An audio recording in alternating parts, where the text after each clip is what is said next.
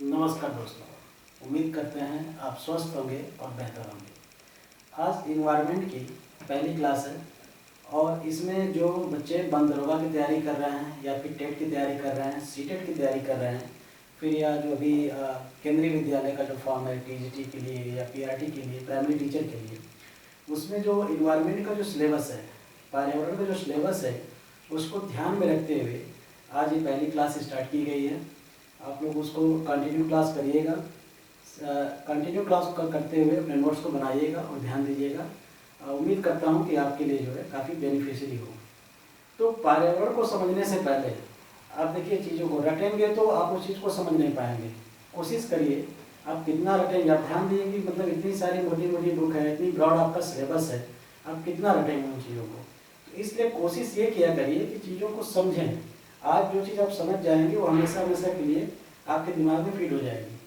जैसे पर्यावरण की जब बात आती है तो मान लीजिए पर्यावरण क्या है, इसका नाम क्यों दिया गया, या पर्यावरण में कौन कौन सी चीज़ें आती हैं। जैसे मैं यहाँ पे हूँ तो हमारे चारों तरफ जो भी चीज़ रखा हुआ है, जैसे हम जिस पे खड़े हैं भूमि हो गया, जो पीते हैं वो जल हो गया, हम खुद एक जीव हैं जो एक लिविंग थिंग्स में आते हैं, आप खुद एक जीव हैं जो आप लिविंग थिंग्स में आते हैं, पौधे हो गए, जीव जंतु हो गए, जो इनके चारों सभी चीज़ों को जो एक समूह होता है उन्हीं को हम क्या कहते हैं कि हमारा पर्यावरण है। ठीक है।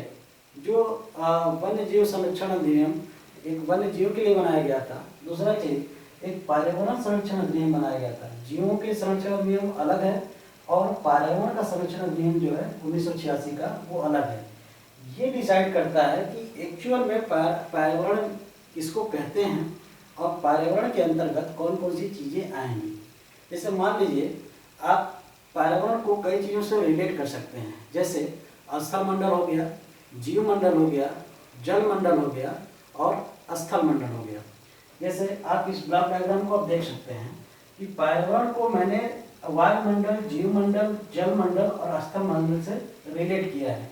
और इसलिए रिलेट किया है क्योंकि आप जिस संसार में रह रहे हैं, जिस धरती पे आप रह रहे हैं, आपके चारों तरफ सिर्फ और सिर्फ यही पाए जाते हैं। या तो वायुमंडल होगा तो वायुमंडल में जो सबसे निचली सतह है उसको कहते हैं क्षोभमंडल, जिसको हम इंग्लिश में कहते हैं ट्रोपोस्फियर।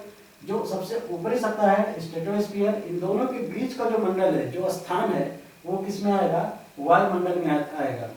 दूसरी तरफ चले, जैसे कि जीव मंडल। जीव में हमेशा याद रखिएगा जो लिविंग थिंग्स मत कहने का मतलब कि जो जिसमें जो सजीव हो, ठीक है, जो सांस ले सके, ग्रोथ कर सके, बढ़ सके, ठीक है, या फिर अपनी जनरेशन को बढ़ा सके, वो आएंगे आपके जीव मंडल में। जैसे हो गए क्या, पौधे हो गए, उसके बाद जंतु हो गए। अब ये मत कह देना कि अगर सूखा पेड़ हो तो फिर वो जीव मंडल में आएगा कि नहीं आएगा।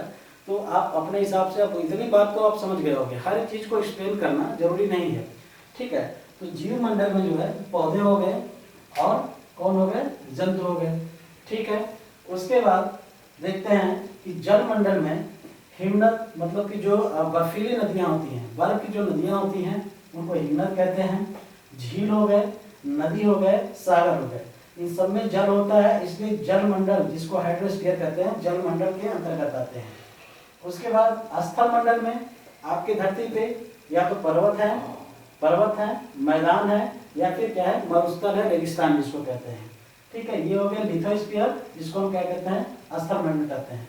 तो आपने देखा कि जब हम पर्यावरण की बात करते हैं, पर्यावरण में हम देख रहे हैं कि कई सारे टर्म्स ऐसे हैं जो एक दूसरे से इंटरलिंक हैं। जैसे कि पर्यावरण जो है वायुमंडल को भी इंडिकेट कर रहा है, समझा रहा है, जीव मंडल को भी इंडिकेट कर रहा है, जल मंडल को भी कर रहा है और स्थल मंडल कर रहा है। तो अपने दिमाग में एक ऐसा फिगर बनाइए, ऐसी मूर्त बनाइए, ताकि आप पर्यावरण के बारे में जैसे ही सोचें आपको ये लगे कि पर्यावरण में स्थल मंडल, जीव मंडल, वायुमंडल और जल मंडल यही चीजें होंगी।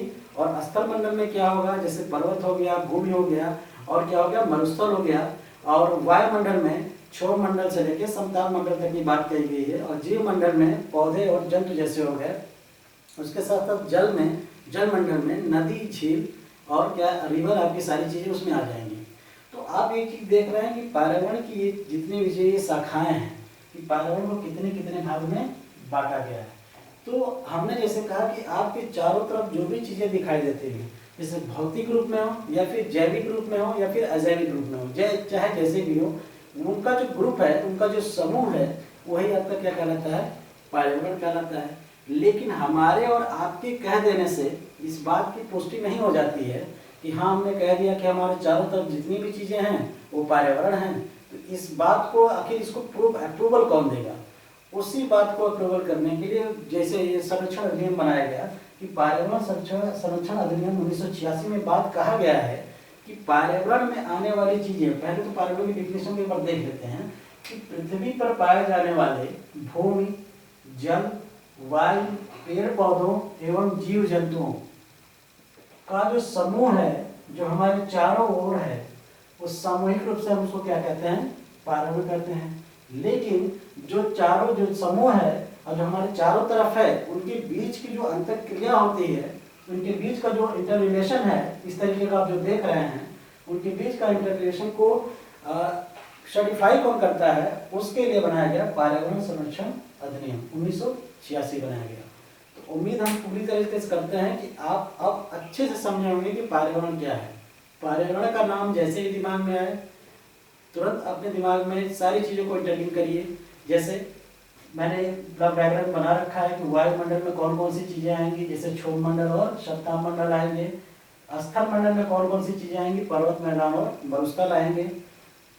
जीव मंडल में पौधे और जंतु आएंगे। जल मंडल में हिमनद, झील, नदी और सागर आएंगे।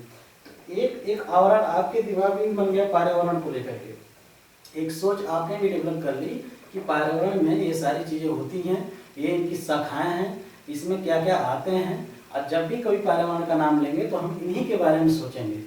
अब क्वेश्चन का जो स्तर होता है इन्हीं पे डिपेंड होता है। जैसे मान लीजिए कह दिया गया कि पर्यावरण में जो जल मंडल है, जल मंडल में होने वाले प्रदूषण को कैसे रोका जा सकता है। मान लीजिए अगर ऐसे क्वेश्चन अगर आ जाए तो आप ये जानेंगे कि हाँ जल मंडल जो है पर्यावरण का ही भाग है और उसमें आने वाले नदी, झील, सागर, हिमनद वगैरह हो गए। तो अगर इनमें होने वाले प्रदूषण को हमें कैसे रोकना है और ऑप्शन में दे दिया कई तरीके के, तो उसमें जो सटीक आंसर हो, जो आपको लगे आपकी समझदारी के अनुसार कि ये हो सकता है, इसकी वजह से हम जो है प्रदूषण को रोक सकते हैं पर्यावरण में, आप उसको ऑप्शन को टिक करिए। तो ये हो गई आपका पढ़ने का तरीका, सोचने का तरीका। इस तरीके से आपका क्वेश्चन गलत नहीं होगा। लेकिन अगर आप किताब से सब चीज़ें रट के जाएंगे और रटे हुए चीज़ को अगर ऑप्शन में नहीं मिलेगा तो आपको लगेगा कि हमें पर्यावरण आता ही नहीं, या फिर हम लग रहा है कि मैंने कहीं मिस्टेक कर दी, हम पढ़ाई नहीं कर पाए।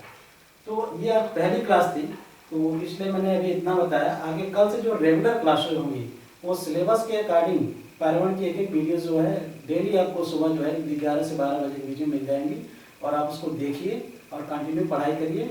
उम्मीद करते हैं कि आप जरूर अच्छे से एग्ज़ाम क्वालिफाई करेंगे। तो तब तक के लिए धन्यवाद, नमस्कार।